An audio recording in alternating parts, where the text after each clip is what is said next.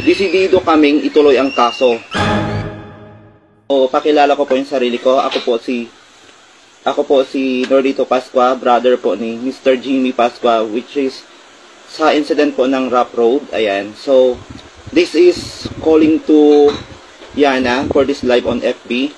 Actually, napanood namin na bumalik ka dito sa Zambales para humingi ng personal apology. Unfortunately, hindi kayo nag-usap ni Kuya.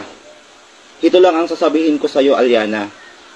Kahit pa mag-public apology ka at humingi ng personal apology kay Kuya ko, desidido kaming ituloy ang kaso laban sa iyo. Dahil unang-una, in-expose mo ang pamilya namin. Kapwa-tawad na lamang po tayo at tanggapin ang mga susunod na nagaganap.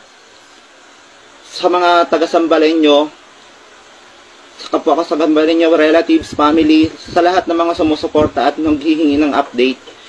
So, yun lamang po at maraming salamat po.